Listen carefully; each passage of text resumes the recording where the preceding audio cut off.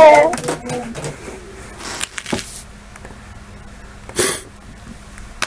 Hi, how are you? Hello. Hi. I'm doing pretty good. Good. How are you? Oh, pretty good. Yeah, long time no see. Yeah. How have you been? Good. I finally finished my semester, which is why I'm here right now. Okay. I am very relieved and sort of prepared for the next one. How about you? Oh, I'm doing all right. Just finishing up the holiday and had like a first week back. So, it was pretty busy. Yeah, I can imagine. How were your holidays?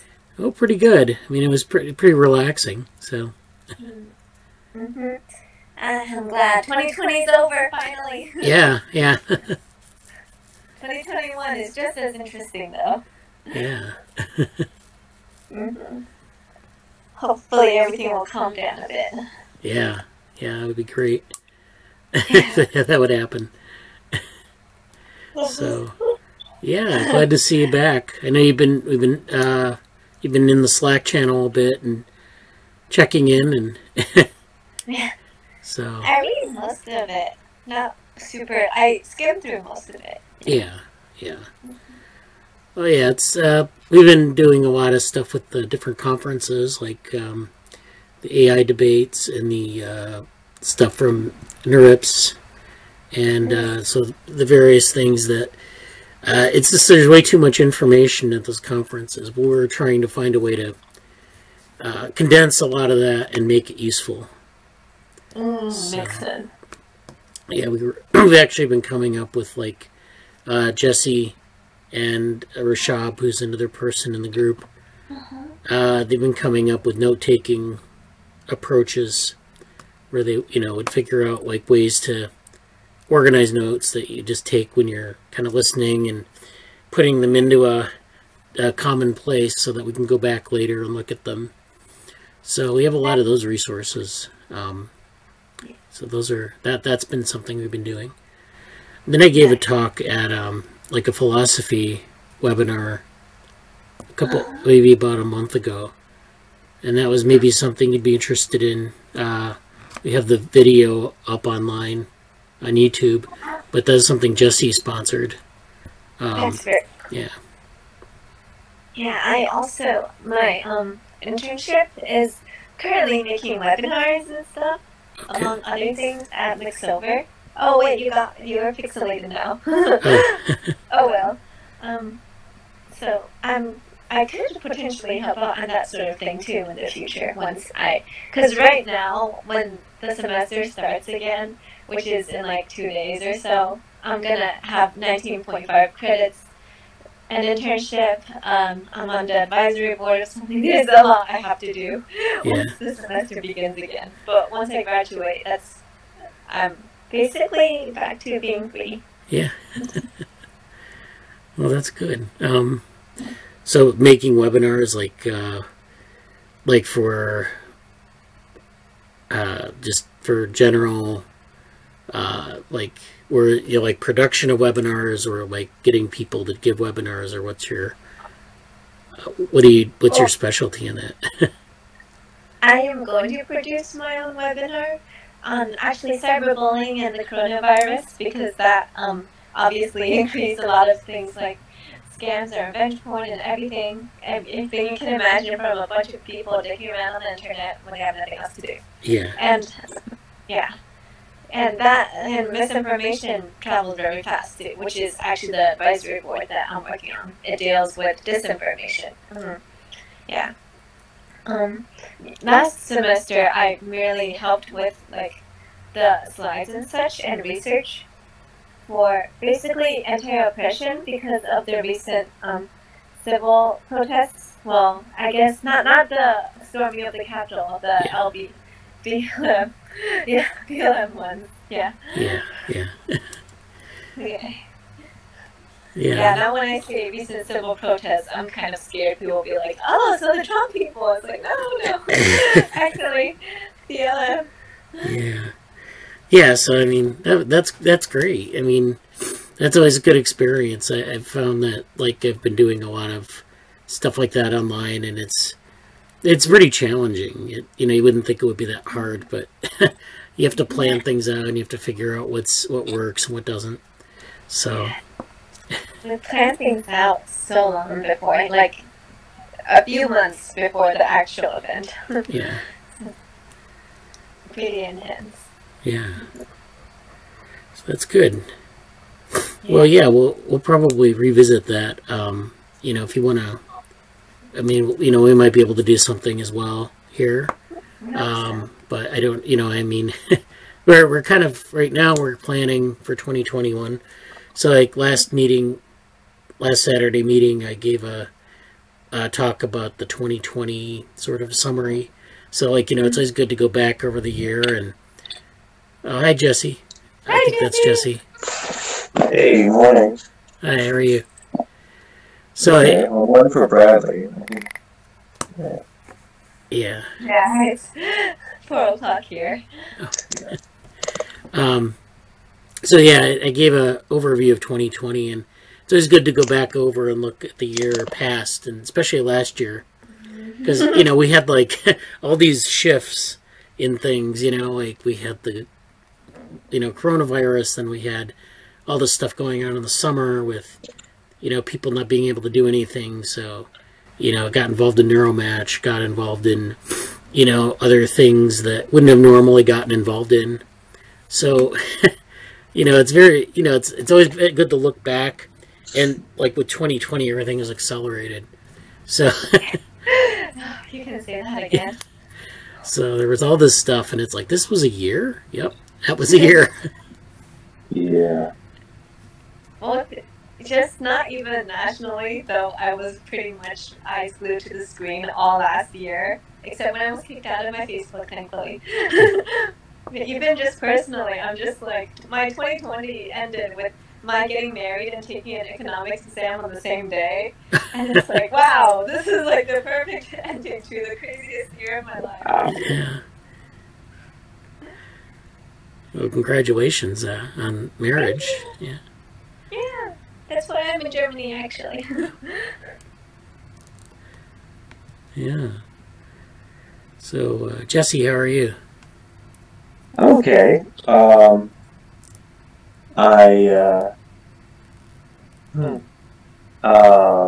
Like I kind of mentioned in Slack, it's been an amazing week for me personally, and like non-personally, but it's just been a very big.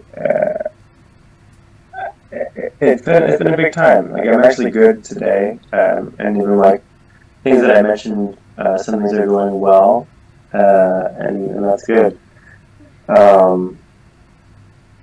But at the same time, it's a little bit disappointing because, like it's the 9th, and I had a lot of stuff. Like the last time Bradley and I met, I'm like, oh man, I have all this stuff I want to do, and the very specific things about the projects, and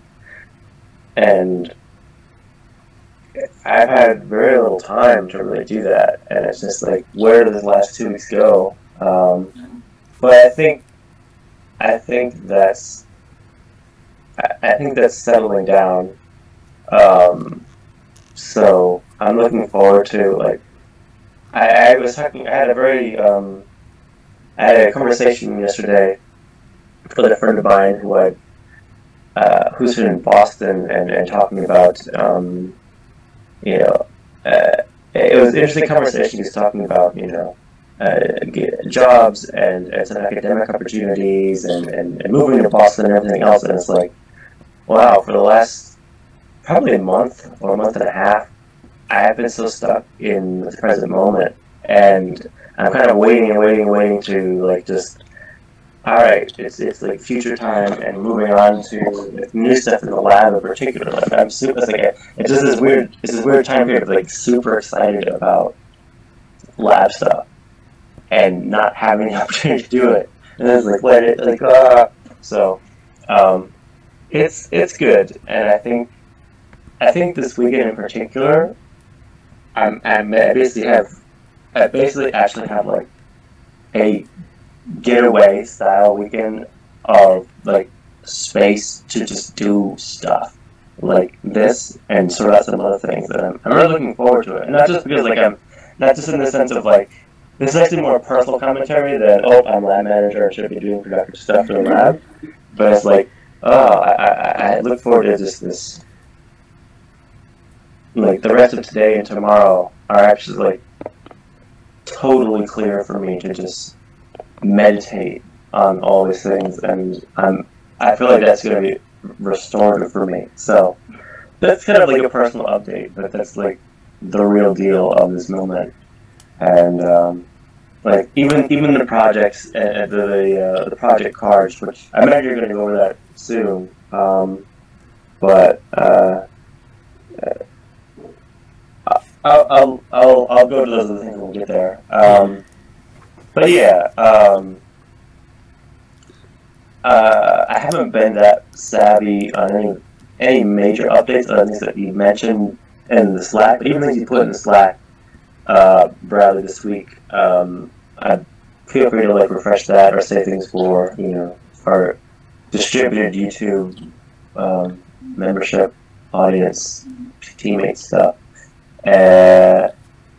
But I will, like, outside of that, I would say definitely interested in the. I think this weekend I would like to really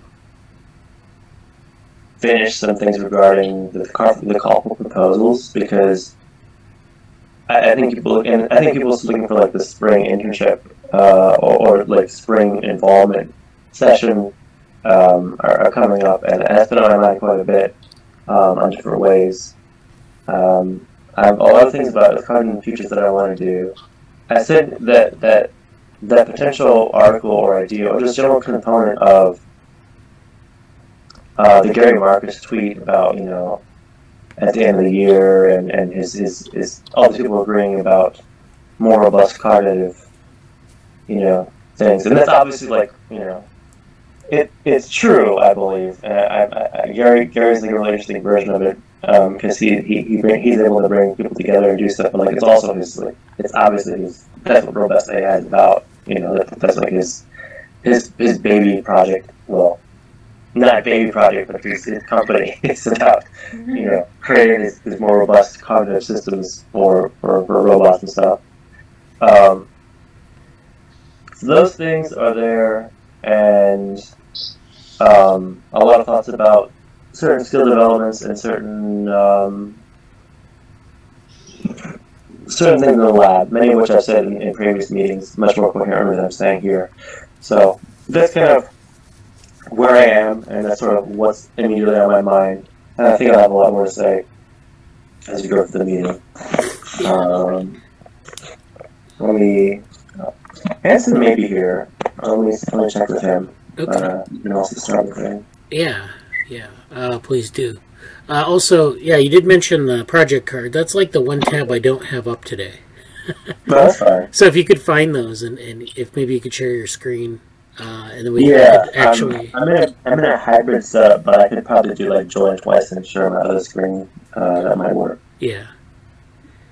So, well, you don't have to do it right this minute, but I'll be asking for those in a couple minutes. So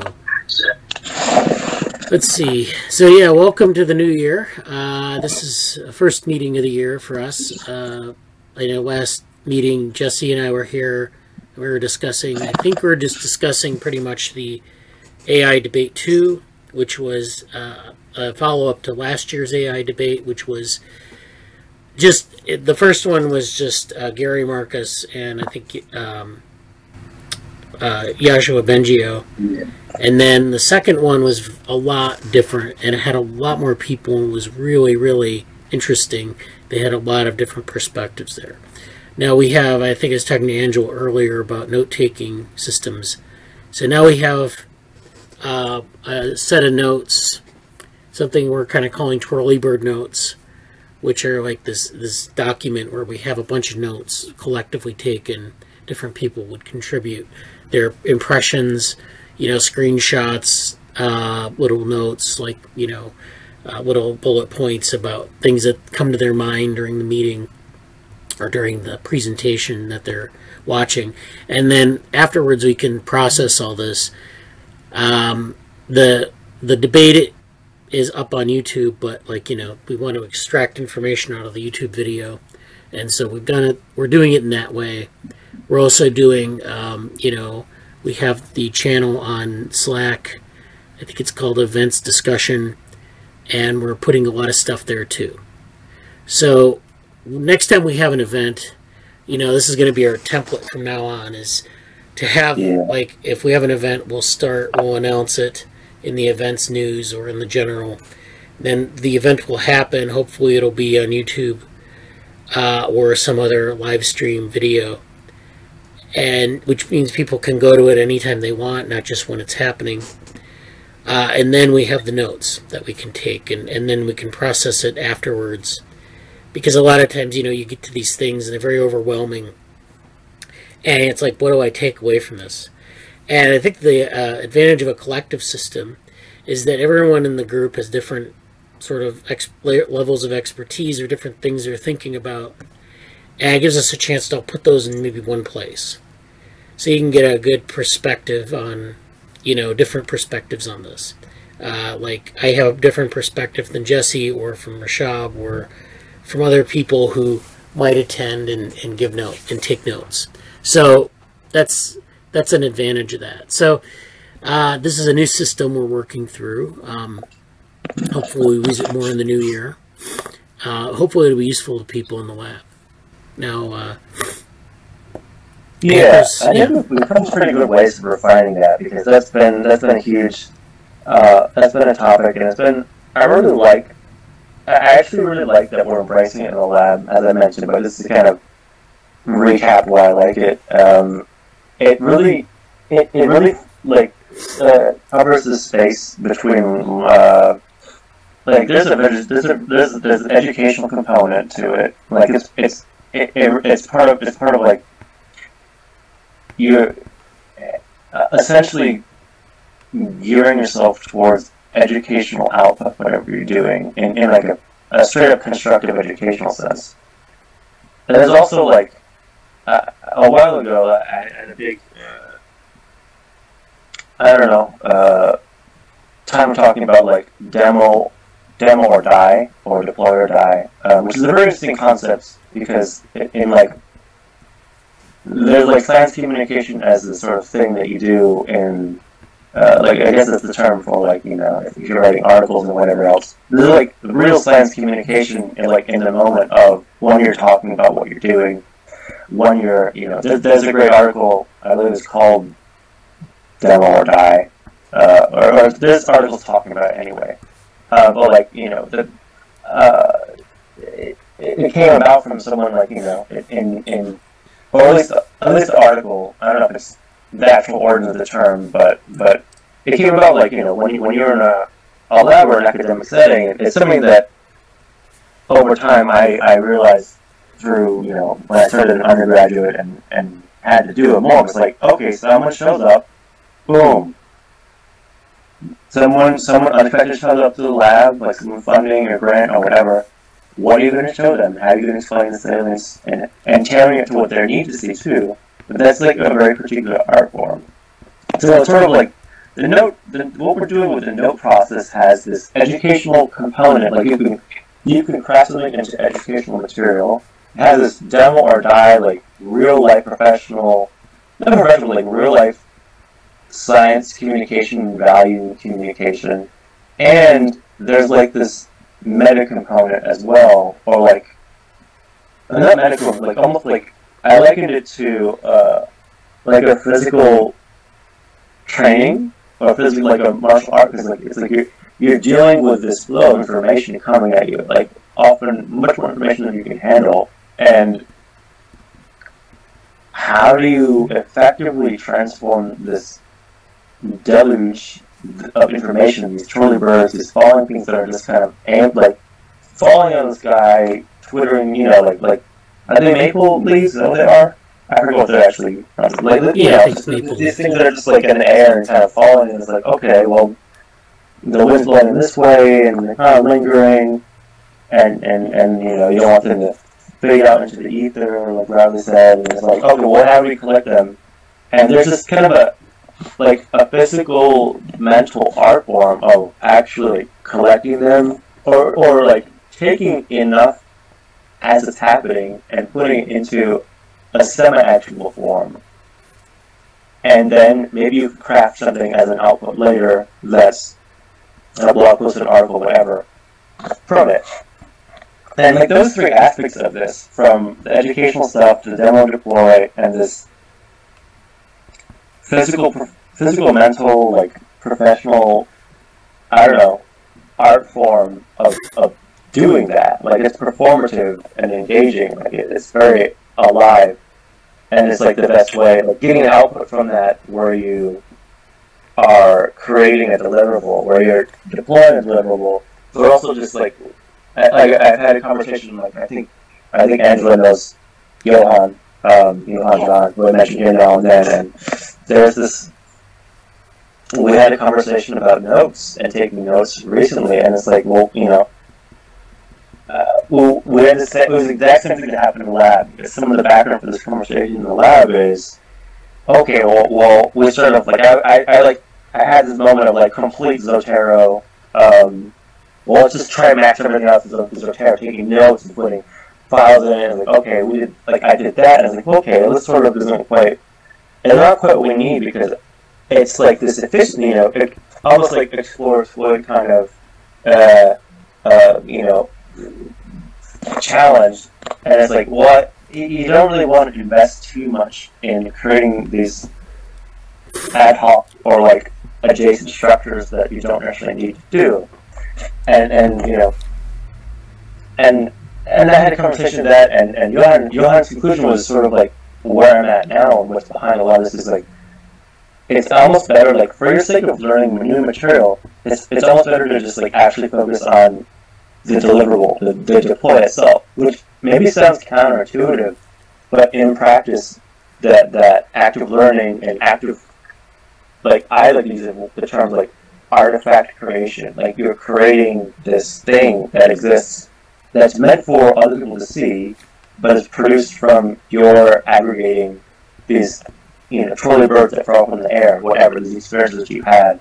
And I feel like that's a really particular art form.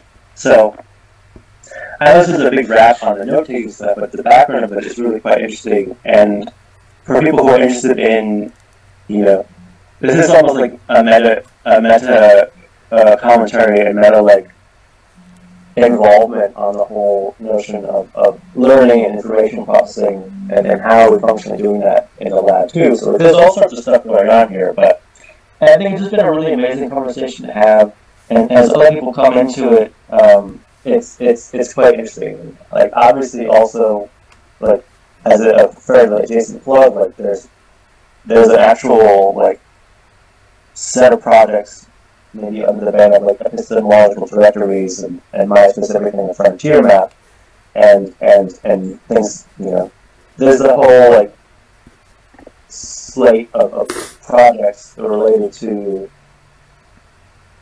categorizing and understanding epistemological development or trajectories and ways of doing that as well. So it's sort of like there's a more like almost formal architecture to it, and there's this very the note-taking stuff just feels like very practical and very like very involved, and has spurred a lot of really good conversations, and it's like this it's sort of it's background to some things, but also like shows up in everything that we do. And I am really happy about the Google Doc thing. I haven't been the best at managing it, but when it has happened, like our notes on NeurIPS and our notes on the AI debate, and we have multiple people working on it to collaborate. It's like very, you know, open source. And yeah, some credit obviously to also like shout out to Germany. I think it's the first person I've seen kind of successfully model this and on its own for like one of the AAAI symposium things. Like, hey, here's an open source doc, right? Contribute if you want to. And it's like, that's really cool. And we're kind of doing that also here in the lab of just you know, one is a topic of mutual interest, and we're fortunate enough to have people go to it. I think it's a great way to. I think it's a great experience to do, and it's not the same as writing papers. It's the same as publications, no, but I think it's. I'm really pleased and surprised. Not too surprised, but like pleased and surprised at how much good stuff has come from the dialogue. Like, I know I just rap for like, I don't know, 20 minutes about it straight, and I'm going to let it go now, but I think it's been really something. I haven't really had an environment so freely to talk about it, and I appreciate that in the lab a lot. And I think it's helping the lab too. I think there's some of the business that come from that, and as people join the lab and do more things this year, some of the projects that are coming, I feel like our work in that area is going to have a lot of positive downstream effects. I rest my case. Yeah, well, I think that was very good that we had this discussion about it. I think it's a very valuable thing, and it actually does help with writing papers because, you know, you can start off a discussion on something in the notes and then bring it out into Slack and then work it into something of a paper. So you can see the evolution of things from like just some happenstance idea that you have when you're watching a AI debate or something, and then making it into a full paper or something that's supports a paper. So I mean, there are a lot of options there. It really does kickstart, I think, a lot of good conversations. So, Angela, did you have any thoughts about that? Not particularly right now. Yeah. Okay. Yeah, we'll be talking about Johann John, and he made a tweet this week, and I'm going to go over some of my thoughts on it a little bit later, so that'll be fun. But I think right now I want to talk about Jesse. Do you have those cards? Yes. Yeah, can you bring those up? Just a moment. Yes. Okay. So we've been making these cards, and this was Jesse's idea, like little descriptions of different projects that people can join. And, you know, the idea is that we can put these up in a place, you know, it's a very quick summary of maybe what we're looking for in a collaboration. If someone has a class project they want to do or some other thing that, you know, that they want, way in which they can become involved in the lab in a very focused way, then they can use this as a template for that. And then, you know, they know kind of what the benefit is, what they're doing. You know, it's kind of like a job ad, but it's not really for a job per se. It's just a project ad. And so these are pretty flexible. You know, it's just a short description at this point. And we can make more of these as we go along. Thank you for bringing this up. Okay, so there are a bunch of these, and we've been just going through them. I've been going through some of the ideas that we have kind of outstanding. This isn't like all that can be. We can make new ideas and new cards, but you can see that there are a couple of properties of these cards. So you have the main idea here, which is this one's building epistemological directory. So this is this epistemological directory project that we've been working on since last year. This is MetaBrains. So there are all these different projects that we've been working on, sort of, you know, here and there. And so if someone wanted to take ownership of this idea, right? They wanted to like fashion a project, a class project, thesis topic, or, you know, something else off of this. And it doesn't have to follow this exactly, but the idea is that they say, oh, I'm interested in this idea. And I've described it here, so it kind of gives them some background about how the lab is invested in this idea. So this box is idea, this is the description, and, you know, it just kind of goes through what we have, where we've been, and then what the project aim is. So,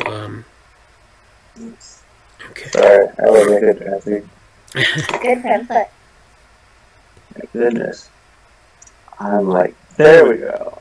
There we go. Okay.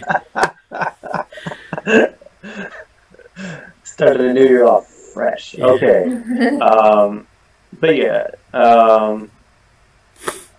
Yeah, I think this is pretty much. Thank you for kind of spearheading this in my absence, Bradley. Yeah, it came from like there are many purposes, like people want to join the lab, and also kind of as a method of the lab itself for doing its own demo or deploy, because it's like there's so many different. I don't even know all the ones that are on this slide currently, but there's so many different for lack of better terms, just projects going on. But like, I think breaking it down into this general category is I guess I'll go to the next one, but while I'm talking is like I think it's important and will help people who especially because our lab is distributed and it's not like we're all exactly in the same space, and you can still like one of the cool things about being directly in a lab is you're kind of like stuck at work or you're bored or you need a break, you go over and see what your friend's doing in the other room, and it's like that's a cool experience. So it's not quite the same here, but these things, there are things that can facilitate that too. Like you could not, we're not at the level of like conferences right now are doing like the town or like gather town stuff where you go over like, okay, that would be really cool maybe, but like in the meantime, like you could just have, we have Slack channels basically, or different online environments where you can just go and, hey, what's going on, and that's cool. But for people who don't, like, I'm deep in the weeds. I know I'm like in every Slack channel, and I've been here for a very long time now. But for people who are in between, I think these things are really helpful. And so being able to break it down into this stuff about, what's the team, what's the idea, like short in like one sentence, and then also like the background of like kind of what are they doing, and where have we like been. Like I put in the venue here. I don't know, but like not so much in the sense of like, oh, have we published papers in this area or not? Yeah, that's cool. But also like knowing that here's where we're submitting our work to. Here's the conferences and the other things that here are like the institutions or the conferences or the entities of the stuff outside of the lab in the real world that we're engaging with this stuff with this idea. I think that's really helpful to see in one space. And then also like because the way our lab is set up in particular, there's opportunity for people to sort of like there's a really interesting range of leadership and involvement opportunities. And I don't quite know how to. I don't know if that's something to be addressed directly with the card, but you can like these things can be talked about in a way like, hey, here's an opportunity to lead a project, or like in my case with Cognition Futures thing, like I literally created a set of specific smaller projects under the banner of I don't know 1 or 2 very large projects. And I'm basically actively recruiting people to join that, and have things to do in that area and kind of filter. Like Anson is not here. He had a term paper or 2 that basically fit entirely within the domain of the project, and it's like, yeah, like that can be made and evolved into stuff that's happening. So, yeah. I'll change these here, but so we talked about the MetaBrain ones. I think that was on there, or the epistemological directories. Yeah, the deadlines for things are coming up, but yeah, this is sort of what we're talking about with notes, and then I mentioned epistemological directory specifically. We presented on that last year at CSB, and that was honestly, even though that wasn't like the greatest presentation for things that I wanted to do for it. Like that was like the very beginnings of my talk about our frontier map. We were putting it together, but it's like so much has come from that. so much has come from that, in directing my own efforts, like just structurally. So that's been really great. MetaBrains is kind of our biggest, most robust thing, or at least the representational brain and phenotypes is kind of where everybody is. You know, everybody in the lab is basically in that group. So yeah. I don't know if you want to go through these cards specifically and talk about each one, Bradley, or what do you want to do next? Yeah, why don't we just scroll through them and we can like mention what's going on with it. So the MetaBrains, we had ED MetaBrains. Those are two. Yeah, I don't know if there's anything more to say about MetaBrains because it's sort of everywhere, but it's kind of the main. The MetaBrains project and generally representation brains and phenotypes itself is sort of like the main, or let's put the established like project series in the lab. So there's a lot there, and many things fall within that category. But I think it's been a really interesting take on essentially creating hybrid, moving towards hybrid models and more robust things. So it's very cool. Next slide? Yeah, next slide. Okay. Reconstructing cybernetics. So this one is this is like a lot of the stuff that we've been talking about with, like, so this is like MetaBrains, we've kind of done like some establishing work. And this doesn't have a venue, as you notice. But this is like basically like maybe an intellectual synthesis of a lot of the modeling stuff that we're interested in. So, you know, this is like, we talk about cybernetics, but what are we really getting at? Or there's something there that we can, I think if someone wanted to take ownership of this, we could really make it like as a formal sort of, you know, synthesis or theory type project where, you know, you're taking all these different agents or agent approaches or whatever, and you're kind of unifying them, talking about feedback and talking about, you know, regulation and things like that. And so it's intellectual integration, and then the deliverables. See, the deliverables are different for each of these. With some projects it's code, with some others it's like, you know, you're doing blog posts or preprints or presentations. That's the focus. And so, you know, you give people a couple options here on how you want to approach it. Do you want to use like networks or agent-based models or game theory, or do you, you know, is it just like a matter of doing simulations of cybernetic components like loops and other things? And so, you know, these are going to vary by their sort of how far along they are too.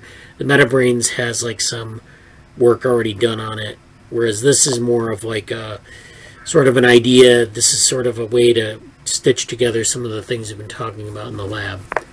But that's this one.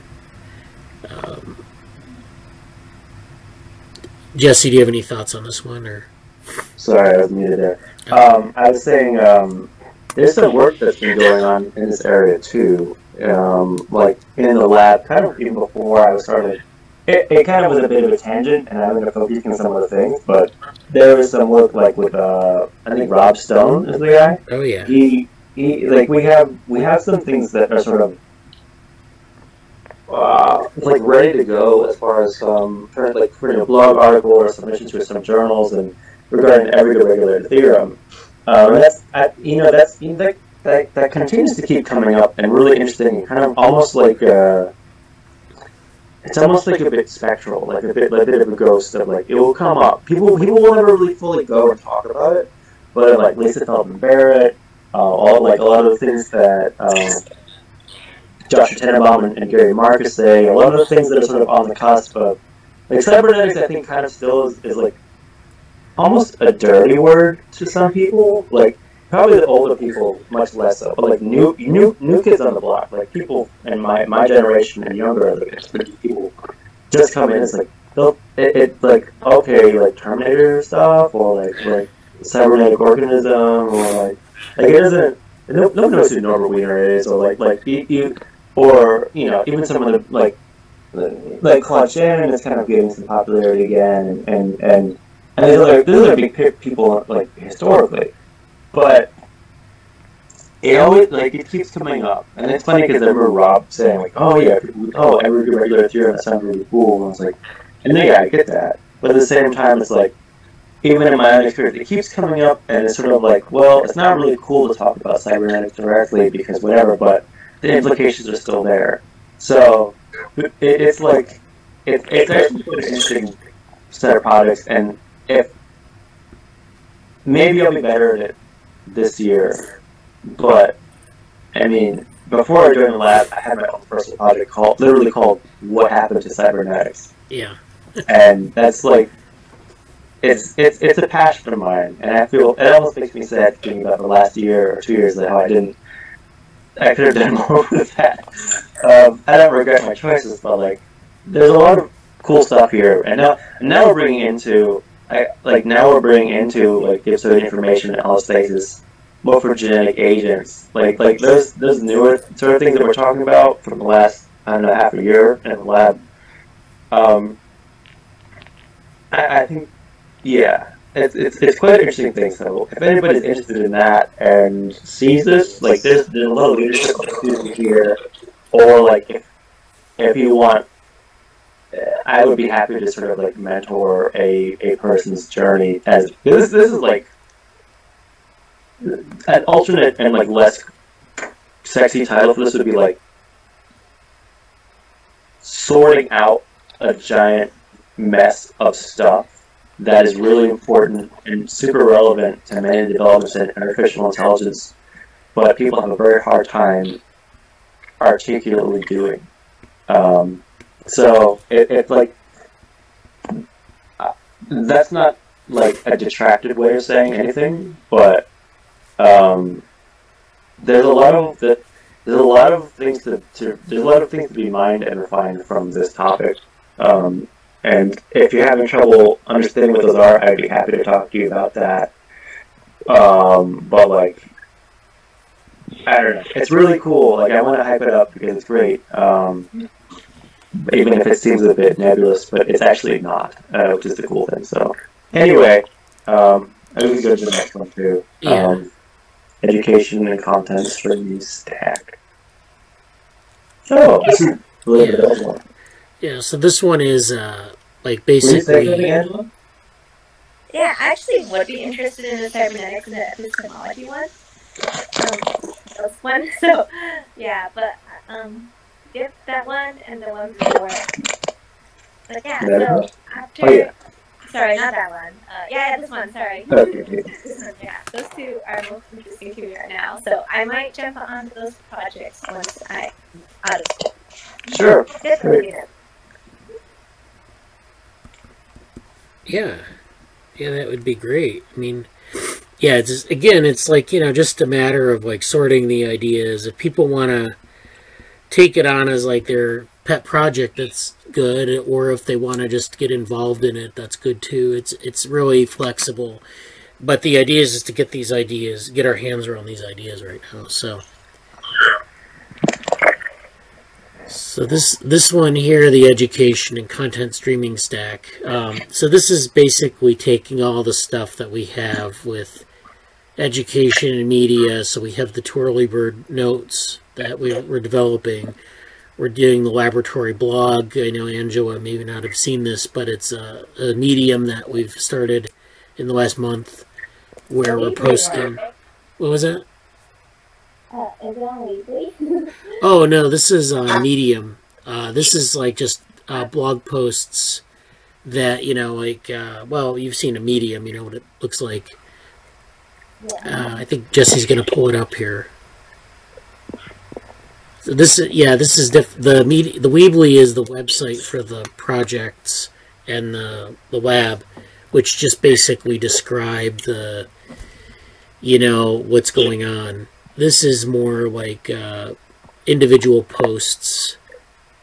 So yeah, this one, yeah, that should be it. The URL.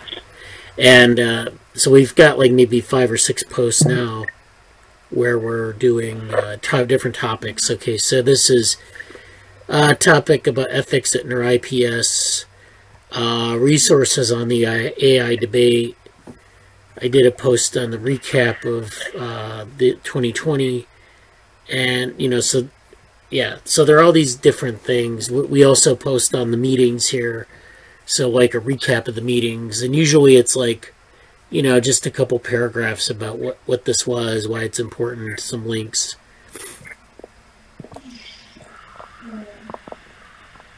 And so, if Angela, if you're interested in contributing to this, you're more than welcome to do so. You know, it's just like anything, you know, even if you're just writing about your thoughts on some topic, that might be good too. Yeah, and there are different categories here. I think I lost them in my last rearranging of things, but like this is basically the Saturday Morning Neurosim Weekly. We've got some weekly updates for our meetings, which is good. This is actually an event we did in December with Charlotte Gao, and that was really cool. So some event notices, a big recap with Bradley, event related stuff.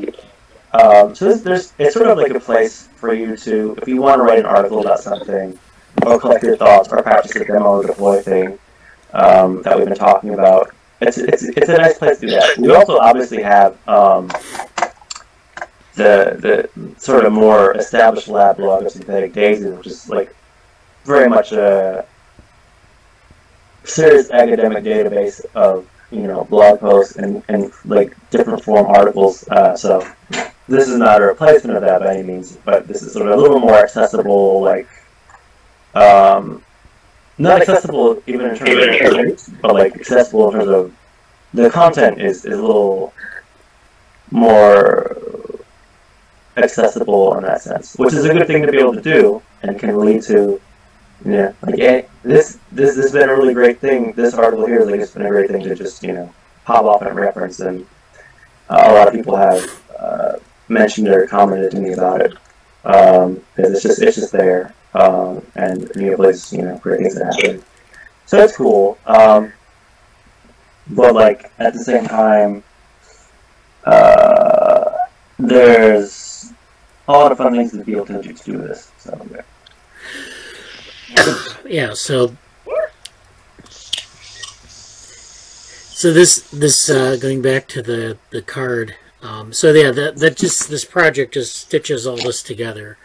So we have all this stuff we've been exploring with media feeds and all this, and then you're gonna, you know, there are a lot of opportunities to interact with like the OpenWorm Foundation, and I'm also involved with a group called Rockwire, where we're trying to build a community around an open source piece of software, and you know, all these things we can like find synergies. So like when we're doing something for one group, you know, we might influence another group, or we might borrow from their approach. And, you know, we're trying to optimize this sort of distributed virtual way of doing this, you know, research and education and all that. yeah, So, yeah. And like, I was like, this is like one thing. Like this sort of feels a bit like very, for people interested in science communication as like an actual practice that's the more formal, like writing articles or discussing things. There's a lot of things fall into that too. So I might add some after this. I might add some deliverables along all these lines there, because I have some ideas and things like that. But yeah, this is sort of definitely an active part of the lab in terms of sort of a support function within the lab, and an actual like outreach and communication and sharing, collaboration in a good way. Yeah. Next slide. Yeah. So this is, again, the developmental Bratenberg vehicles. So this was something that we originally were doing. Like, you know, in the 2020 recap, you'll see that this was the main thing we were doing in January of 2020. We were doing a paper on this, and we finally got the paper out, I think in March or April. And so, like in 2019, we did a lot of this work. This group actually started as a sort of a developmental Bratenberg vehicle study group. So there's a lot there that was kind of like done and then put aside. We have, and we've been revisiting it over time. It's just that there's more to do on this project. So we have, basically the idea is the Bradenburg vehicle, which is a toy model of cognition. You have these little vehicles. They look like little matchbox cars, and they have a little nervous system inside of it. And they respond to different things like light and, you know, whatever, sound, different environmental stimuli. And they move and they behave intelligently. And so the idea, though, is to build one that develops inside, so the nervous system actually develops from something very simple to something more complex. And then there are different ways you can do that with, like, genetic algorithms or with, like, Hebbian learning, neural networks, reinforcement learning. There are a lot of different approaches you might be able to use for this. And so the idea is to revisit this thing specifically and say, you know, this is one way we can model intelligence. We can also integrate it into this MetaBrains idea. So you have the developmental Bradenburg vehicles as maybe a layer in a system of hybrid models where you have like the developmental Bradenburg vehicle and then maybe a higher level representational system, which is, you know, then would allow you to do other things. And so this is all sort of already sort of well worked out, I think. If you join this project, it would be more not so much taking ownership of it, but like contributing to the goal, maybe either by like taking some of the software that exists and, you know, improving upon it, or testing it in experimental settings, or developing something new. Like, you know, if someone wanted to develop like a reinforcement learning approach to this, or, you know, something else, they could do that as well. And so this is, again, this is something that's been, there's a long-standing theme in the lab on this, but it's definitely something we should revisit. Yeah, I would say this is definitely a very matured, well, not like excessively matured, but like there's been a lot of development in this area, and it's been, this is kind of what I came into the lab on working on, and it's had a good course of stuff, and there's a lot of you can really get your hands dirty and do a lot of the technical work and applied work and software tweaking, or even just want to experiment with some of the ideas that are available too, and see how they could be fleshed out. Excuse me. But yeah, this is a very much a. Oh, I was gonna add something to it. We've also presented on this topic. Like the venues, there's a lot that could be there because we've consistently addressed this at a few different locations. So there's a lot of different ways you could interpret. Like if you just wanted to focus on a really, there are varying degrees of how much you could implement certain things computationally within this. Like there's a lot of opportunity to just like expand, and I actually had wanted to do this, but I didn't really have the time this year to do it. But like literally just expand on like Stefan's work, or Z's work, or Ankit's work, and it's like there's ways to do it, and the software is there, and it's like, oh, maybe I could add this, you know, another version of the models for Ankit's work. Like you could literally just start, oh, well, here's what happened, and I can just add the next Bradenburg vehicle to that if you wanted to. Like it's there. So there's a lot of, if you're looking for something that, hey, I want to play around with some code and see what I can do when, you know, deal with like a simulated environment and get some of the principles of, you know, Bradenburg stuff, or some all the things you'd like to model with a simple computational agent in a Bradenburg vehicle context. Like there's a really good foundation for that. So yeah. Yeah, interesting. Yeah. Okay. This one obviously isn't filled out yet, but this is another allostasis machines. Is this idea we've been working on? Kind of Triple J is very important. Because yeah, Triple J. Yeah, that's the whole key type project. There's a reference to me that I should probably write something there. So that's cool.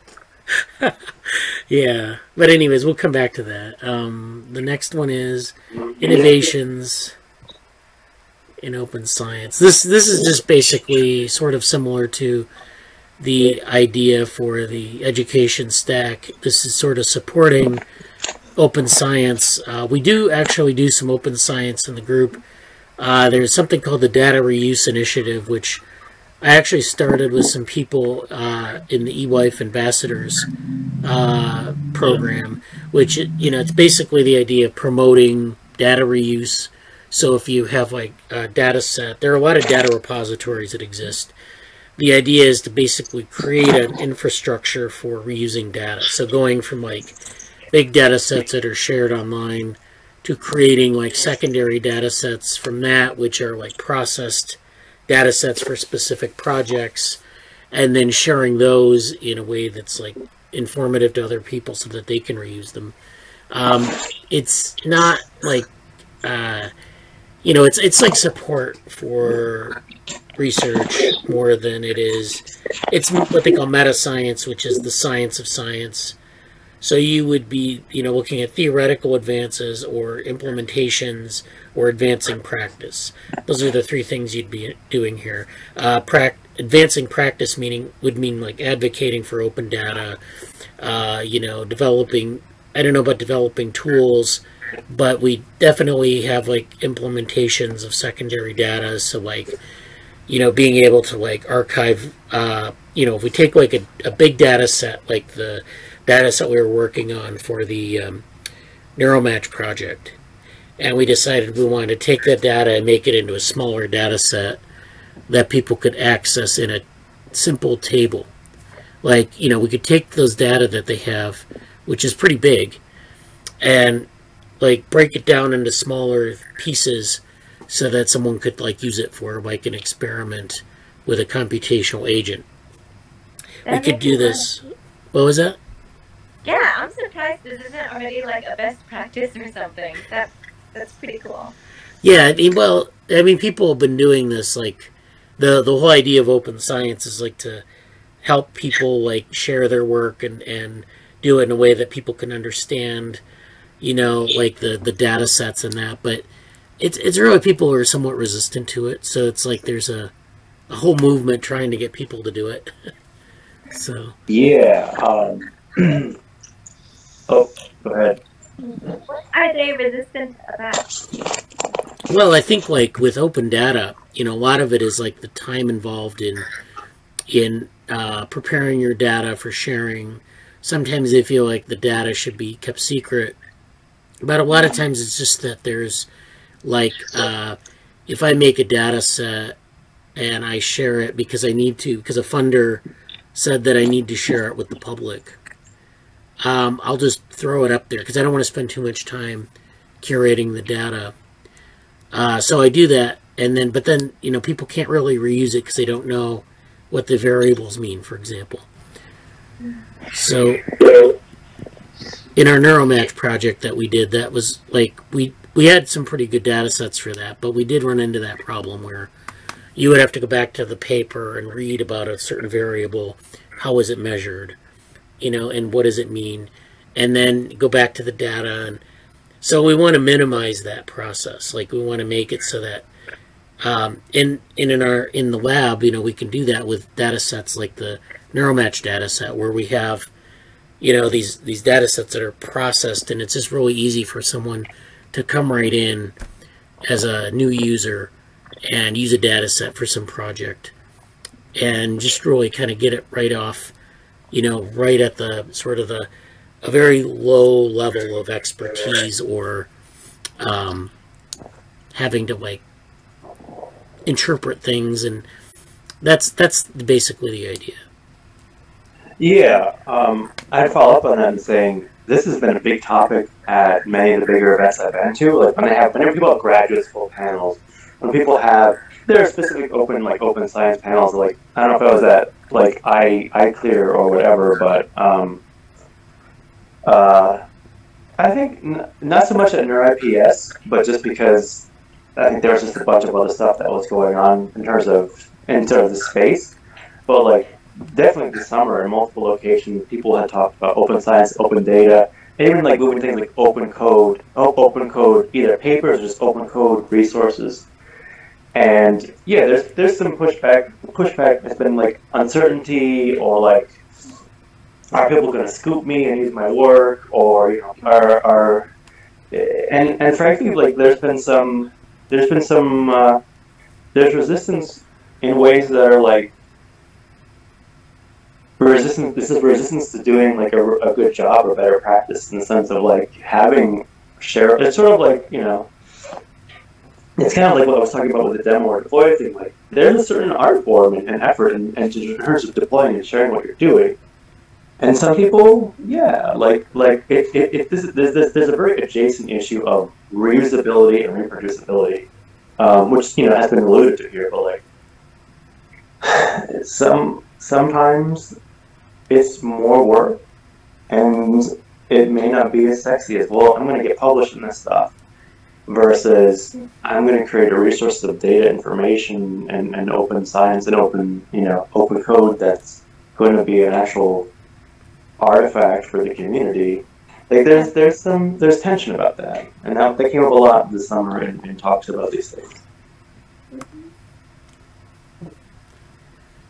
Okay. I think it's a really and also like I mentioned the graduate school. There was like a couple like graduate school panels or application stuff, and it's like people have mentioned this. Like this is something people are looking for. Like if you have experience or commitment or interest in open source, or open science, or even open code, in the sense of understanding what it means to develop things that are for, the broader academic community, and having that perspective, like that's a valuable thing that has come up consistently as well. So there's some like legitimate practical professional development aspect to this too. Well,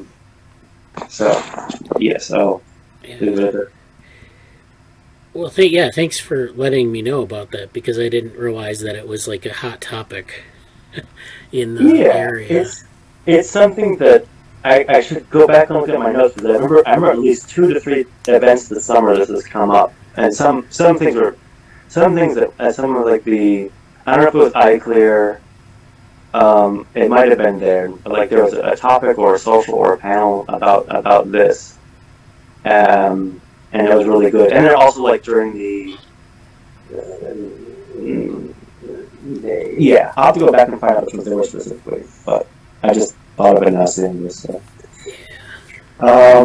It looks like the last one is the Cognition Futures one. And again, that's a Triple J thing. It's that's really important. And I would even add one here, too. I don't know, this hasn't been talked about. This is like, okay, I want to put on some cool music, and, this is an homage to the AIII, the AI Debate series, which is an amazing series, and I love how they get into it. Well, like they're like fancy music. This is a live unveiling for the first time in history of a new thing, and I'm gonna say it's like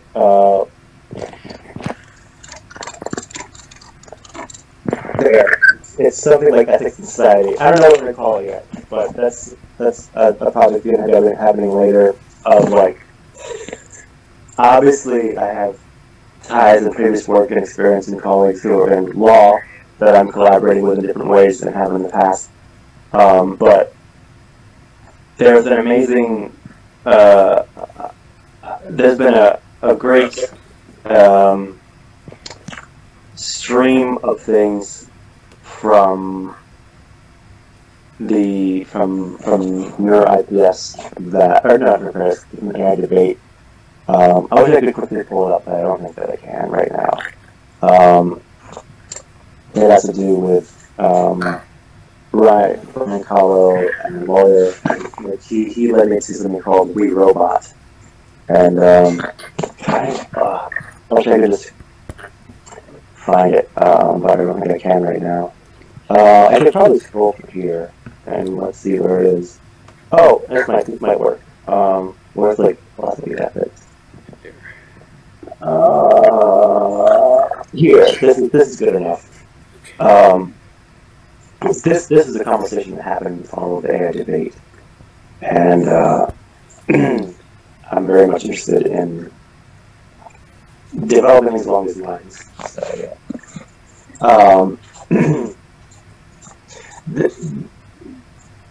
Excuse me. We wrote about 2021 was the religion thing, and we're definitely trying to get into.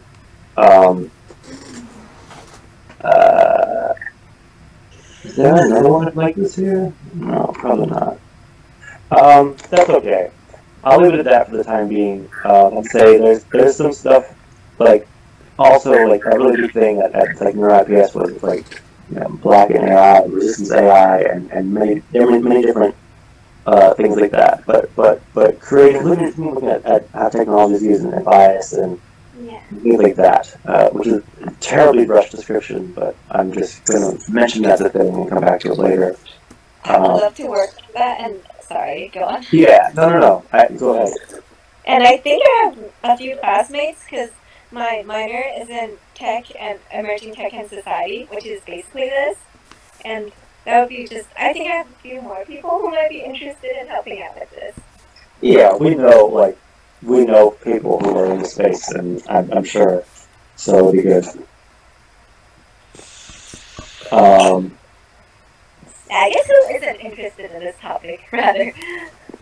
Yeah, this is like kind of everybody at Envision could fit in this category somewhat. Speaking of which, I'm actually trying to see if I can present this and or future stuff at Envision. I don't know if it's kind of too late to do that, but I know email them and see about it too. I know Phil Torres is going to be there doing his like extra stuff, so that's cool. But sidebar.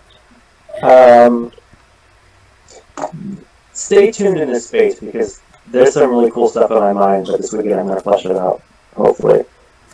I don't think Bradley has anything to say about that because it's my idea, and I'm birthing it, right now. Condition Futures is, that's right, I have a website about it. Let's see. For those who don't know, see if I can find out.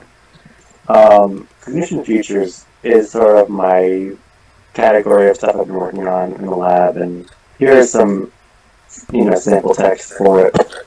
But, yeah. Just a second.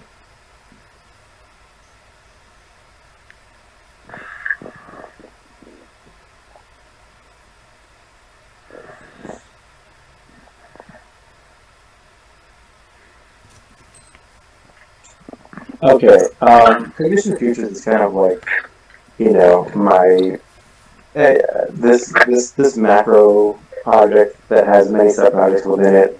I'm interested in looking at like cataloging computational models and stuff, and I'm interested in there's very adjacent work in like I'm going to start up sort of reading group, discussion group about computational, like the philosophy behind these things too. Like there's a very, cognitive science is sort of a very messy field, and I can make quite a few things about like there's an article called "What Happened to Cognitive Science" by Rafael Nunez, and it's kind of questioning where did the field go, and there's a big promise of cognitive science as this unification of all these fields and what's happening with it. I think that's a really interesting sort of line of question to follow up on. And in doing that, you get to a place where it's like, okay, what are the major trajectories that are fueling looking into intelligence, both biological and artificial, in my views and my concerns. But, it's sort of like getting a grasp for that. And that's why the Frontier Map originally was that. Frontier Map is like the original inception point for this because it's like, it was mapped like that way, mapped this big ass frontier of stuff that's going on.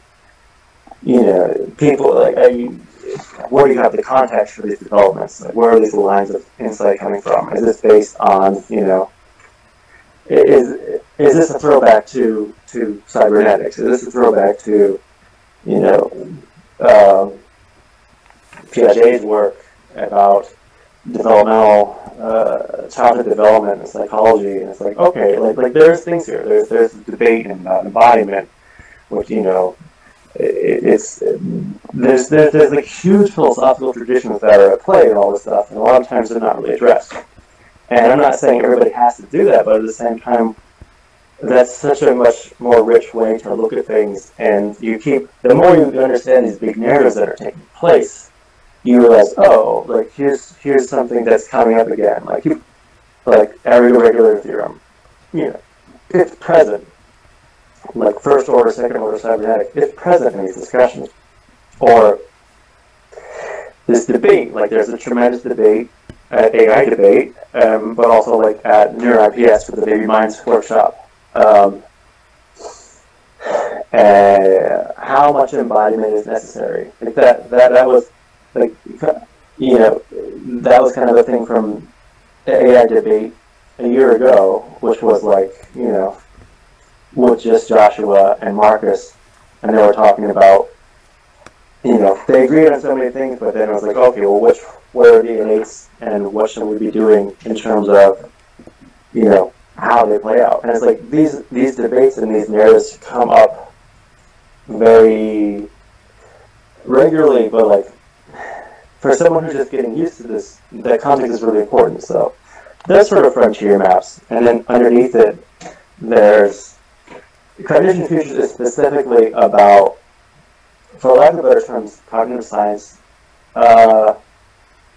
related stuff, but it's particularly looking at the narratives and the trajectories that are going on in influencing how we're talking about, thinking about, and modeling and doing work in the space of understanding like cognitive processing and development. And that's like there are many different subprojects underneath that, and I won't get into them all here. But a survey of computational models of cognition is one of them, and that's one that I put some work into, having some really concrete lines about, as you can see here. Let's see. There's another one here that should be here that I'll say more about later, but I think I kind of rambled about this a bit. Sorry, I had to attend to something else sort of as I was doing it. But I think this I have a lot to do here and flesh it out, and also like I don't know if it should be incorporated into this or other projects or other tags, but like to go back here. There's a major theme in the lab right now, what we might call developmental AI. And it really fits with all these things, and maybe could be listed as its own project card too. But why, like, to be just for disclosure's sake, anybody who's been following us for the last few meetings would know too, but like, I had been working on developing a lot of stuff for cognition futures, and then with NeurIPS, and then the AI debate that happened, there's a particular interest in the development of AI space, and I don't know yet how to really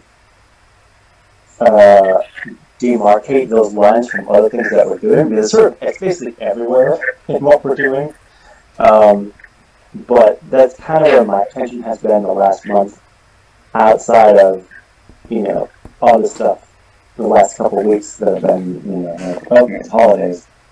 But coming back from, I feel like I'm picking up where I left off, like basically at NeurIPS at this point.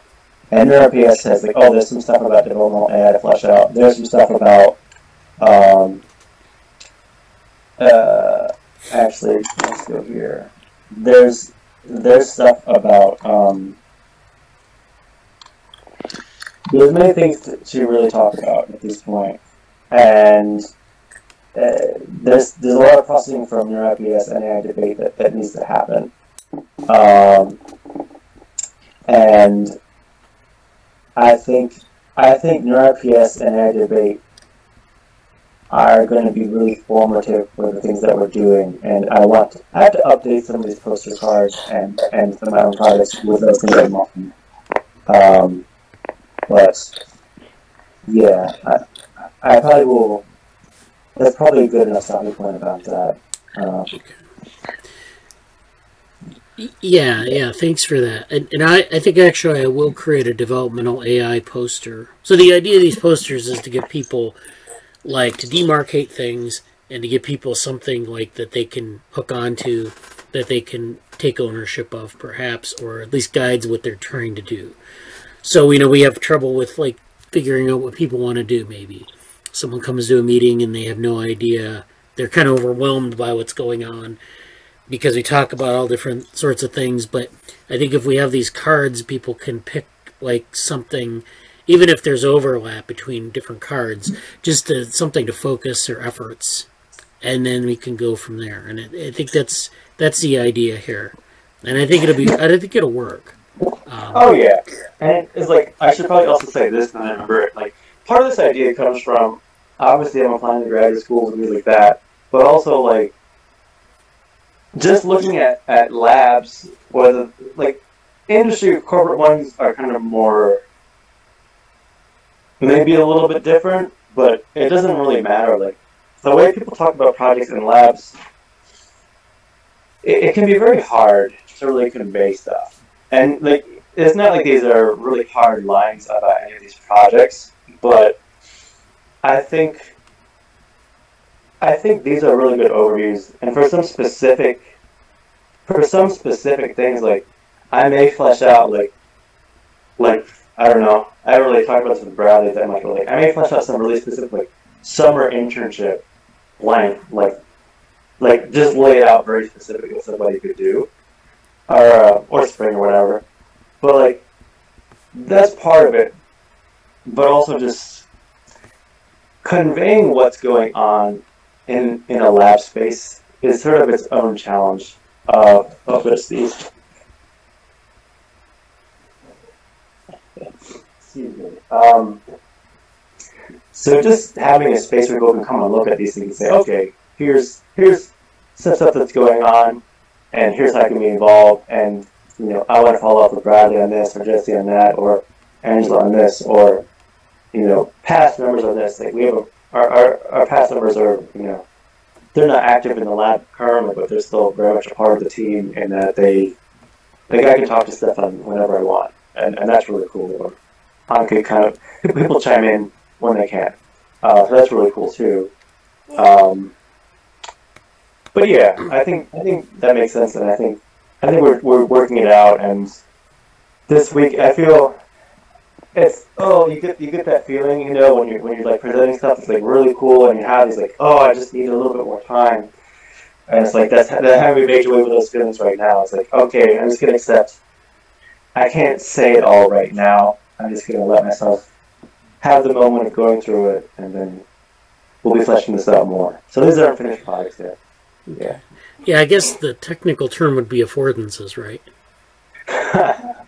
Yeah. We're creating some affordances right now, and that's great. Okay. Yeah, thank you for that. Angela, did you have anything to add to that, or? I am just very, very excited to join this once I have the time. Okay. I like the project. Yeah. Yeah, and, like, if you have, like, I imagine you probably have, like, a lot of insight into some of these things, especially the ethics stuff, which is kind of why I wanted. Like, there are a lot of people in that space that are looking for some things to do, or, like, even just a more formal, like, affiliation to kind of, hey, we're writing this paper together on XYZ. That's literally what happened with Valeria, and, like, we presented at a conference work that we did that way, and that's been great. So there's space to do that, and there's a big, like, the way ethics came up, all the stuff about Two Ninja Brew, but all the stuff about Google's, they just set up their union. Alphabet has like their union. That's the huge thing. There's a lot of stuff in that space that's going on that's really cool. And anyway, if people are seeing this and think, oh, I would like to work on that.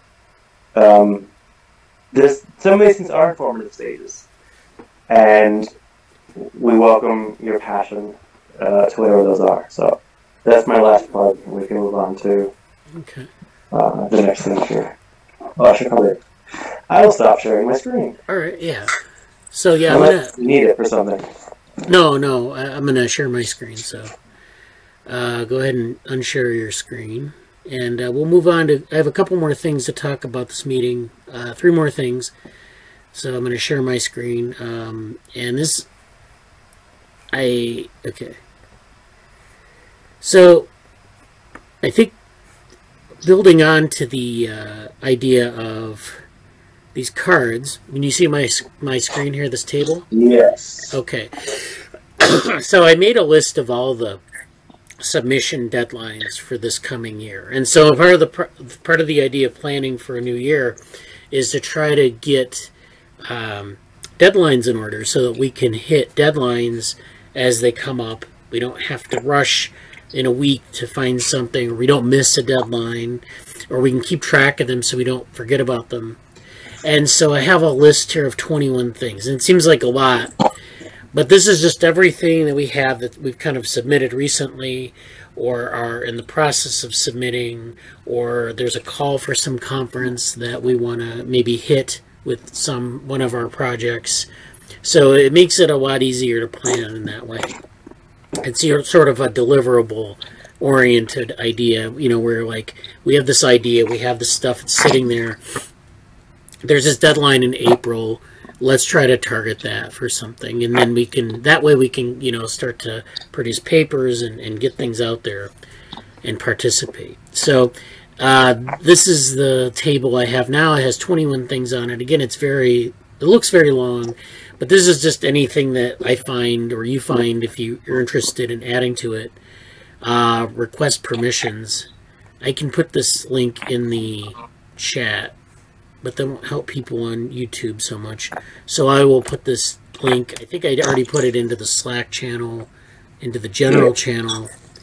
And, this is something that, again, if you know of a time or a date, you can request permissions and add it in. So, like, there are a whole bunch of things. There are things that are recurring, like the OHBM Twitter conference. So last year we did this with the Developmental Bradenburg Vehicles materials. And it's an annual Twitter conference where you, you have to craft, 6 tweets. And you basically that's your time. And so you have to craft, some text and maybe an image. And, you pick a topic, and I think maybe developmental AI might be a good topic for this. So this is the submission column here is basically what we might want to do for the venue. So the venue here is OHMB Twitter conference. The submission is developmental AI ? Meaning that, maybe that's what we'll submit. We might submit something else if it's more suitable. The deadline then is basically when something is due to the conference. So for the OHBM Twitter conference, I'm not really sure if January 20 is the deadline. But it's, when we find out more, I don't think there is a deadline yet. I think our deadline was around the 20th of January last time. It could be later. They'll update this website soon and we'll know. But when we find out, we'll have the deadline and we'll try to work towards it, and hopefully we make it. This next one is the SIGCHI workshop on emergent interaction, and that's something that I think is a nice, easy, small, short paper we can write. I've already started working on it. It's on allostasis machines, so this is just a matter of writing up a lot of the discussions we've been having on this. Writing it up into I think they were looking for position papers, And so it's like maybe 4 to 6 pages. So that's not a lot. So that's another thing that hopefully we can make the 31st deadline. And here are the links. So if you want to know more about these venues, the links are here. I have the this overleaf link is to the template for submitting this to SIGCHI, and this is the link to the workshop website. So you can see, if you see something you're really interested in, you can go to the link and see what the requirements are and everything. Then, you know, I have things from the DevoWorm group here as well, so this isn't this group, but, you know, we might do something at Evolution and Artificial Life, or actually we might do something in this group from Artificial Life. And I've made some suggestions here, maybe developmental AI, that would be a longer version of this Twitter conference presentation, or Cog Futures might be good for Artificial Life. This is March 7th, and this is like, so some of these are abstracts and some are full papers. So the March 7th deadline for this is a full paper. But this January 20th, or whatever it's going to be, is going to be an abstract. And so some of these are just like maybe a 400-word abstract. Maybe they're like a 6-page paper. So, you know, want to keep that in mind when we look at these deadlines. Like, do we need to produce a paper, or do we need to produce just an abstract? And that's going to depend on how much time we spend between now and then on this thing. So, and then this is the CSV Conf, which I just found out is on the deadline for an abstract submission is February 28th. So that's something we want to do again. We did CSV Comp version 5 last year, was very good. And I think we can do it again. I think this will be a follow-up on the epistemological directories presentation we did last year. Last year we laid out the idea, and it was very popular. We had some suggestions to collaborate with library science people, which we never really followed up on because just couldn't find the right people to drive that part forward. But I think this year we'll focus on some of the tools that we've been developing in the group, maybe like the note-taking and some of the other things that we've talked about. So I think that'll be like a nice update. It'll be a different direction, and it'll maybe foster some new conversations. And so you can see how this builds. You know, you do a presentation one year, you do a presentation the next year on the same topic, you take a little bit different tack on it, and then you can build a project on that maybe gets funding or is a big collaboration, but you have to start somewhere. So yeah, we have like this OSF virtual conference. This is something that's already been submitted. This is actually in the DevoWorm group, but is if we get this Flash Talk spot, you know, there will be a talk, and it'll probably involve things from this lab. There's upcoming stuff like Neuromatch 4, which is a follow-up from, like, Neuromatch 3 was in November. Neuromatch 4 will probably be sometime this year. We'll just keep we'll keep tabs on that and see when that is. That'll probably come up in the Twitter feeds and in the email inboxes as to when that is, and then we'll put the deadline there, and we'll maybe say, based on some of the follow-up from this stuff, if it gets submitted or not, accepted, what we might want to do for Neuromatch 4. There's this growth forum and theory of deep learning, which is something, again, from DevoWorm that is actually already done. I've been working with some people in DevoWorm on that. Mayuk and Ojwal and Krishna. And, you know, we're going to submit that to the SciAm meeting, which is applied math. And, you know, maybe they'll accept it. But, you know, if they don't, we can just target some other venue. And that's how that would work. So we have DevoLearn paper, which is something that in the other group, again, that's a paper that we wanted to work on from last summer's Google Summer of Code, but we don't have a venue listed, but we will fill that in. I mean, there are just a lot of things in here. Some of these are loose ends from last year. Viewpoint networks, perceptual relativism. These are all things that are various things that are kind of sitting there in various states. These are actually follow-ups from talks. So these are things that we, you know, as you know, people might be interested in the topic and we might talk about it. There might be a good opportunity that comes up and of a good venue, and you just add it in and say, oh, I want to do this thing for this venue, and then that gives you a goal. I was going to say, I don't know if they're all on there, but like the submissions to NeurIPS, like the Baby Minds paper and the shared representation paper, I don't know if those are those on there? Because those are sort of like, those are things that are like, those are pretty good topics. It's just they didn't quite fit the workshops, as we said, and those are like ready to kind of be remodeled too. Yeah, I agree. And that's something that, like, I mean, I didn't put those on here actually, but those are definitely things that we can add in. Let's see. Because we actually, this Baby Minds follow-up, I mean, we have the paper.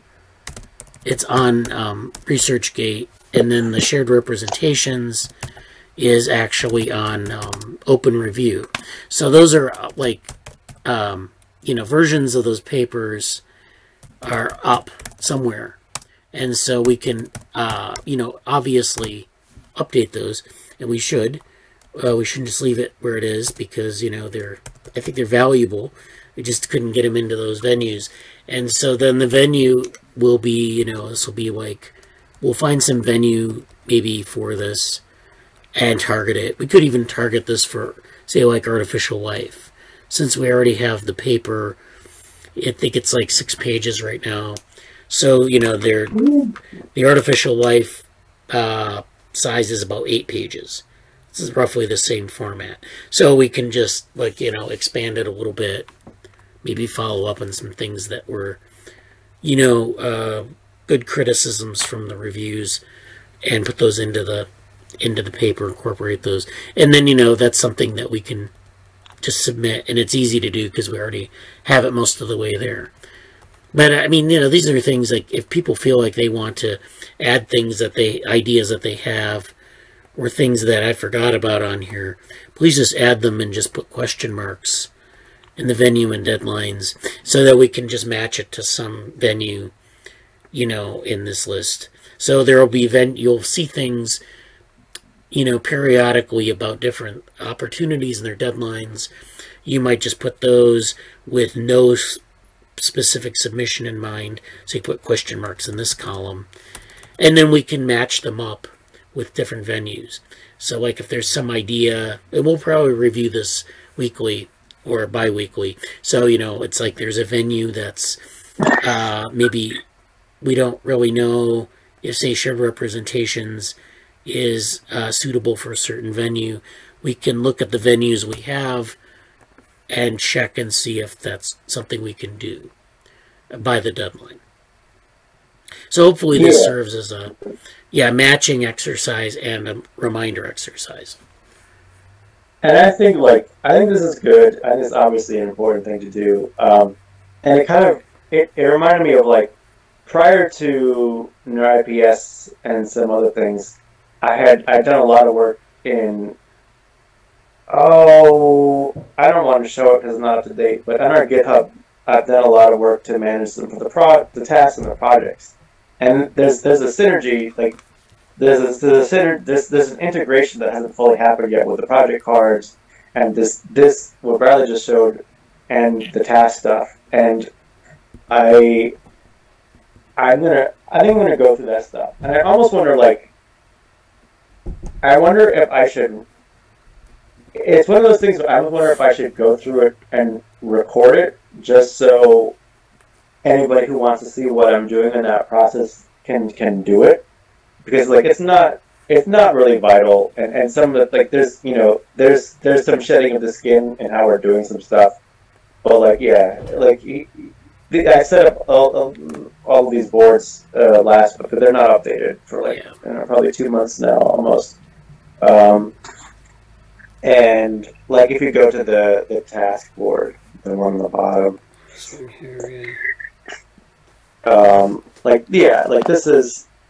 These are.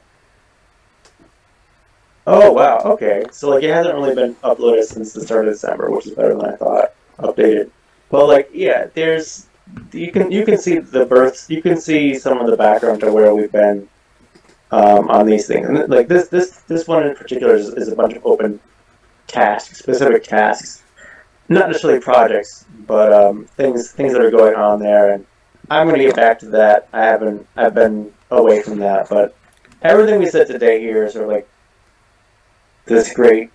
I'm literally excited to just have time to go through all this stuff this weekend, and I'm looking at the meeting. And then there are things I could say now, but we've been here for a long time, and Angela, anybody who's watching, like we kind of have a hey, we'd like you to stay for the first hour if you can. The second hour is kind of bonus material. So if anybody's watching or has to go, that's fine too. But like I could easily just be a big nerd and go through all these things and sort it out, but that's more like lab manager stuff to do. Yeah, we can do that offline. I think for sure. Yeah, just go through the submissions list, and if we have stuff that you can put some of these venues on there. We can also transfer some of the tasks, like the ML and pandemic times. We might put that on here. Even if it's not like a conference or a journal, we can still match it to something, or just even like we talked about submitting to the Gradient, which is a blog. We can do that too. So I think that's a good exercise to go through the boards. And and I'm still as I was thinking about this stuff, it's like having some different views may help too. And this is like very lab manager administration stuff, and not that important for the rest of the lab, but maybe integrating a Google Calendar for the lab, or creating a different view or a different task board in GitHub will be good. Just to kind of show there's going to be some way to automate things, in the sense of it would be great to see what's far off, what's upcoming, what's due this month, this week. Deadline, just for the deadline component that we're talking about, and things like that. And they aren't really necessary, but as I'm going, I think I'll be doing a sweep of these things, and I don't know. It could be something private. I may do a private screen recording of it just to do it. I may not, but I'll be going to that this weekend, and it's good to see all of that, and it makes me happy in a very nerdy way of organizing things to be aiming at this year. So it's good. And there was something else I was going to say, but I have some things to add to the spreadsheet that we're looking at too. But I'll do that after this. Okay. Yeah. So I wanted to get to two other things before we finish up for the day. One of these is very simple. This is my blog for the Rockwire community that I'm involved in, and this is a blog post, and I'll put it in the chat here. Again, I'll put it in maybe in the Twitter thread and in the Slack. But this is something I was doing over the break. So I'm doing these experiments with what I call stream feed integration, and I know Jesse saw a little bit of it, but I wanted to bring people's attention to it. So this is a scene from The Matrix where he's monitoring all these screens, like he's monitoring the simulation to see if there are glitches or whatever. And so, he's like having to draw his attention to different things, but he has all these displays out. So I talk about how you can take a bunch of information from different places, and what we've had a problem with, or this is sort of goes back to the note-taking, is where you have these different streams of information. You have YouTube channels, and you have Twitter, and you have note-taking that processes a talk that you saw, and Slack, and all these things that you want to, if you want to know what's going on in the lab, or you want to know what's going on a certain topic. There, even literature review where you have papers coming in. These are all streams. And this is like a social media stream or a data stream. And so I actually found some definitions here of streams, which are a continuous real-time flow of information. They're from some source like live video or like a sensor or a social media feed or a social media post, you know, a set of social media posts. Whereas feeds are curated streams of content from those same sources. And so this is a Quora article on what's the difference between a stream and a feed. Yeah. So, like, feeds are criticized because they're these algorithmic constructions where people are, like, there's an algorithm that curates content. And, you know, there are different ethical considerations of whether they get, you know, they suffer from intense self-feedback. So they feed back, you know, on if you're looking at some, you know, something, it gives you content on that thing, and then you just kind of get focused on that one thing. And so, you know, there's that problem. So what we've done here is I'm experimenting with something called a stream feed. And that is where we have in one place, one virtual location, a bunch of different streams from these different media. So they're curated in that way. They're just basically a sampling of different media that we're using in the lab. But they're not curated in any algorithmic sense. It's just what's put up on that in that channel. So this is one of our Slack channels for the event discussion. So like event discussion is where you're discussing you know, different things in say like the AI debate. This is the Medium, so these are the recent posts. This is the Twitter feed for the lab, so this is like different things that we find interesting and put up. Again, this isn't algorithmically curated. This is just like what's put in that feed. And then these are our YouTube videos for different things that are posted. Again, it's just like sequentially in time. And so that's the stream. And then, you know, this is, of course, these are streams. And the feed part would be like manually, or even, you know, if you wanted to use some sort of AI, you could extract information out of these streams and create a feed. And this is actually, I guess, technically a feed of all these things. And it's all in your face. And you can, like, look at different components of it. And then if they're all in one place and you're interacting with them, the idea is that you can maybe put together something that resembles a feed, but you're doing it in a way that's kind of like almost like a research project, where you're going to different places and you're finding parts and putting them together. And it's much more exciting, I think, than an algorithmic feed. So, I mean, this is just a bunch of ideas that I've written up about this. This is just an experiment that I'm doing. This is actually from the Orthogonal Lab website. So this is the Weebly site that we talked about earlier. So there's the link here, and that this is what it looks like in the wild. So this is the website now, the front page, and then these are our streams. And then we're going to have like these different, we're going to extract sort of a feed out of this by maybe looking at this blog post. Maybe we'll go through this stream and pick out a couple of ideas here, and then maybe a tweet from like maybe 2 months ago. We'll find something, and then one of the videos. And, you know, that'll help people interact, get updated with what's going on in the lab.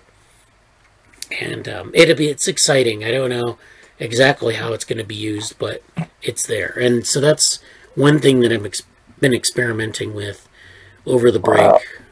Oh, that's great. I didn't get a look at that recently. Yeah, so, I mean, the blog post kind of describes the idea. This is what the website looks like. And so I'd be interested in people's feedback on this. If it's something that we can expand upon, or if we, you know, if we want to put something on top of it, like, you know, because we've been trying to think of how to extract all this content and make it digestible. So this is one way to do that. That's awesome. Like, yeah. I feel like, oh man, brother's been so busy the last few weeks, and it's not. So I'm jealous, and I'm competitively like, okay, Bradley, bye. You're really doing some good stuff, and I'm gonna step up this weekend. No, that's good. That's great. It's nice to see. It's nice to see it all put together, because we have so many so many disparate things that have kind of a dashboard of what's going on. Like that's cool. Like that's awesome. I think. And I'm someone who always I'm a dashboarding kind of person where I like to see just to get the overview. Like that's awesome. For those who don't know, the front page of the main page of the website has been pretty static and not like there's been ways to get to things, but it is quite a different from what it looked like in the past. So that looks really cool. Yeah. Thanks. Yeah. The other thing I wanted to talk about was this tweet by Johan John. Of course, we've talked about him today. And he asked a question this week, and I thought it was interesting. And I have some slides here with some thoughts, but I mean, and I'm sure you'll have thoughts about this, but So here's a question near the science ontology boundary for anyone the algorithm happens to show it to. So that's our feed. What do you see as the relationship between the following concepts? And he gives 4 concepts: noise, randomness, unpredictability, and spontaneity. And so, I mean, you know, you can think about that. I mean, what are your like? I won't get into a discussion right now because I want to go through the slides. But I mean, just think about that. Just keep those 4 points in mind and how they might relate to one another. Now, I kind of thought about this, and I have some thoughts here. So the first thought is, let me actually present this. So the first thought is that, you know, we think about noise and we think about it being bad. We think about like noise versus signal. So that's typically the way we think about it. You know, the book The Signal and the Noise by Nate Silver, it kind of juxtaposes the two. But as it turns out, noise is actually good and sometimes is a signal. So there are a couple things maybe in complexity theory, in physics, in biology that we should be aware of. One is the idea of stochastic resonance, which is where we add noise to an image using some sort of model of, you know, some random process. So this is something called diffusion limited aggregation, where you just start adding pixels or dark pixels randomly to something that's already on the screen. So like here you just have some dark pixels that don't really form too much of a pattern. But then you start adding black pixels in its vicinity of other black pixels, and it starts to fill out this shape. And this is a picture of I think it's a gate. I don't know if it's the Brandenburg Gate or what, but it's definitely, like, you can tell that, you know, you can make out a pattern here more clearly than here, and it's all just based on random noise. Or I don't want to say random noise, there's some process underlying it. And so in this way, you can actually define the signal even more. And this is another example of Big Ben where it's very hard to make out a clock here. But as you add noise, in this case, it's like a masking. You're actually defining this feature that's very weak in this image, and it's stronger in this image because it's embedded in this static. And so, you know, I mean, I think about noise, I think a lot of people think about it as being bad, but it can also be very good or beneficial. Another form of noise that's actually kind of beneficial is transcriptional noise. And so this is in biology. This is at the cellular level where genes are being transcribed and producing gene products, which become proteins, and they govern the behavior of cells. So for things like cell differentiation or cancer or metabolism. And so, but there's this thing called transcriptional noise, which occurs with respect to noise. So you don't necessarily have, like, gene expression isn't deterministic. It doesn't just happen like according to like maybe like a clock, you know, where there's a set of mechanisms and they all fit together.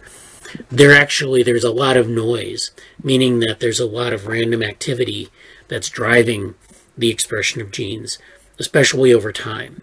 And they can do things like buffer and amplify transcription. So when a a gene is activated at its promoter, you actually have this ability for noise or for random, maybe the strength of expression is random over time.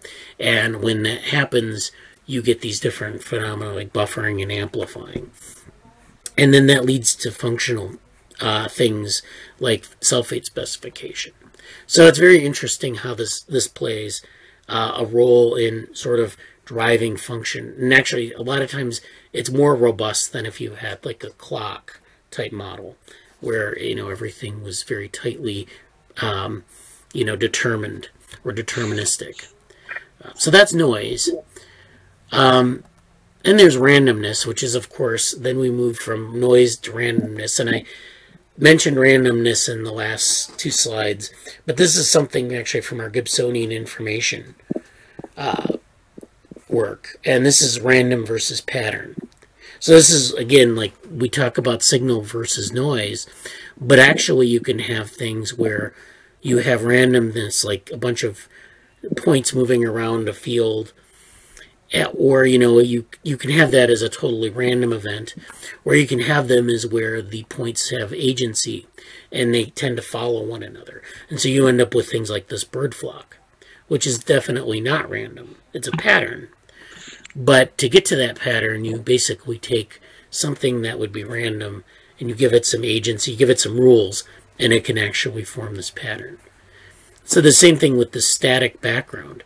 If you have the static background, you might, have like some randomness in it, but there might be patterns that emerge from it as well. So this is all very interesting, and it relates to entropy. And we've talked about entropy before. We've talked about information entropy. This is physical entropy, but it's all about probabilities. And I think if you watched the talk I gave this summer on information theory, you get the sense that entropy is about randomness and it's about like variation of different states. And so this is where you go from a highly ordered solid to a disordered liquid. And it's a matter of these states, these 2 states mixing with one another.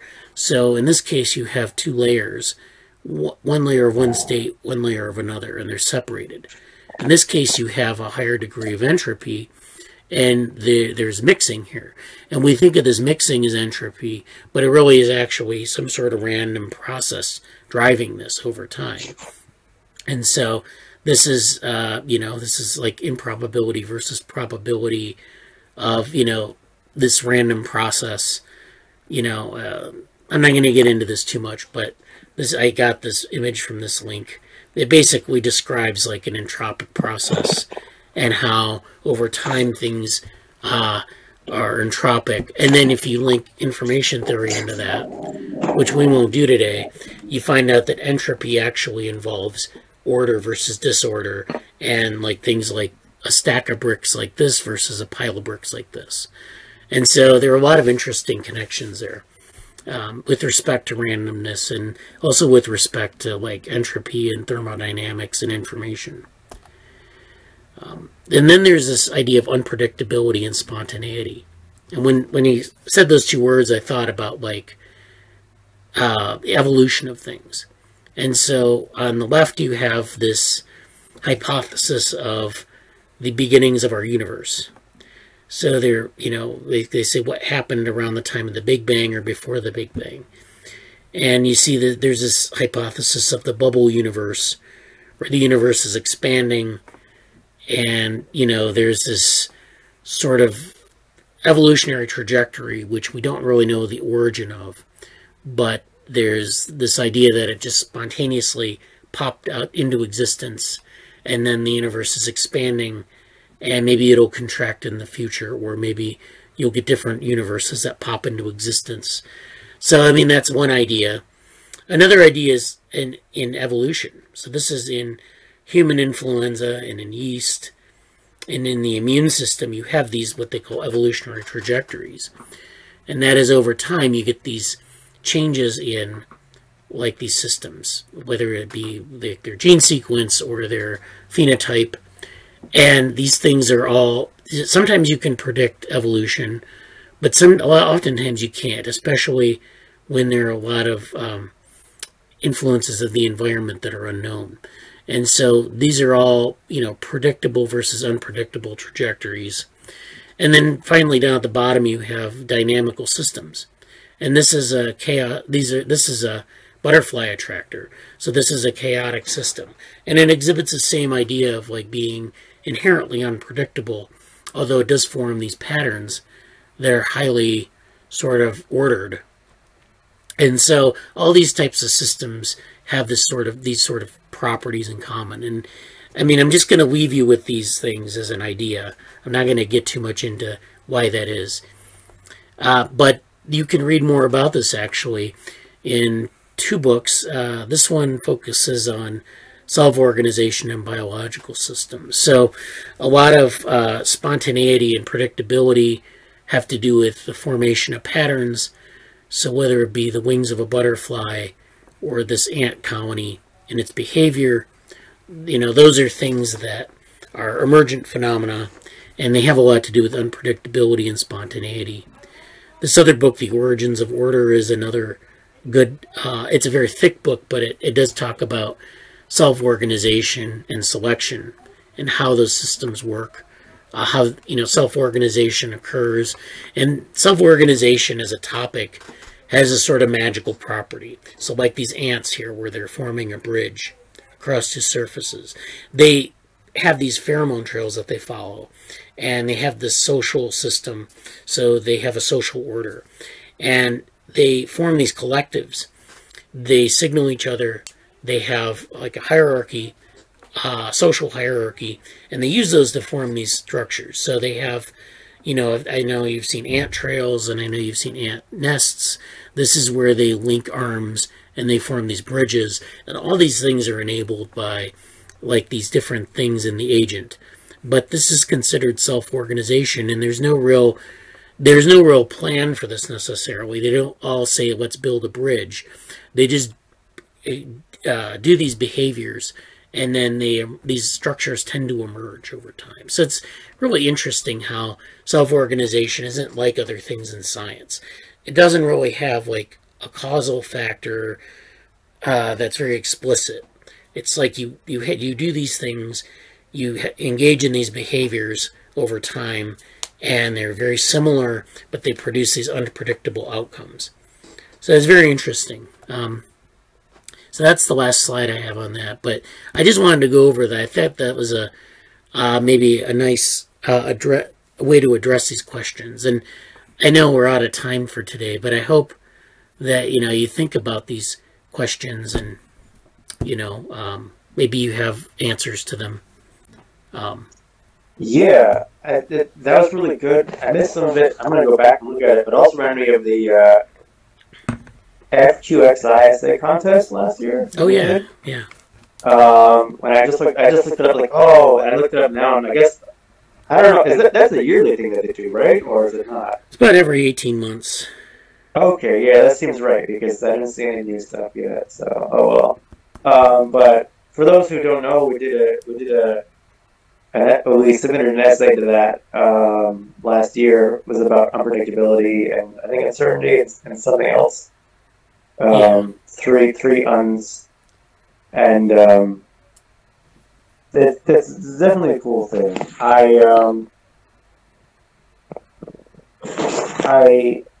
I think my initial, like when I first saw Johan's tweet, I was like, thoughts of words of like attention and focus and